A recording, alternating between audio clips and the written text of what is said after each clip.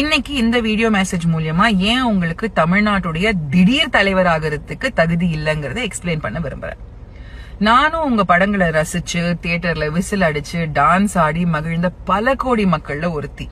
அந்த உரிமையில சொல்றேன், உங்களை தமிழ் மக்கள் ஒரு நடிகராக ரொம்ப மதிக்கிறோம்.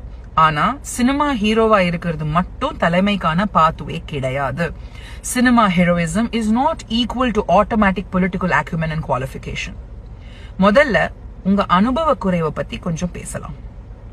தமிழ்நாட்டுல சினிமா மற்றும் கலைத்துறையிலிருந்து அரசியலுக்கு வந்தவங்க பலர். We have a rich and strong legacy of this. அறிஞர் அண்ணா, கலைஞர் கருணாநிதி, டாக்டர் எம்ஜிஆர், ஜெயலலிதா அம்மா, the list is never ending.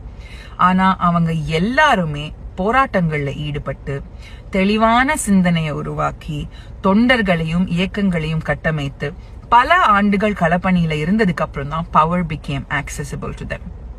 Cinema அவங்களுக்கு ஒரு புரட்சிக்கான கருவியா அமைஞ்சதை தவிர்த்து குறுக்கு வழியா இல்ல. பட் மிஸ்டர் விஜய், இந்த மாதிரியான அனுபவங்கள் உங்களுக்கு இப்போ இல்ல. போராட்டம் இல்ல, தொண்டர்களும் இல்ல, டிவிக்கு உள்ள ஜனநாயகமா தலைமையும் இல்ல. இப்போ நீங்க செய்யறது அரசியல் கொஞ்சம், உரிமை கொண்டாட்டம் maths. You seem to think your stardom and popularity entitles you to political power, and that is a clear sign of privilege.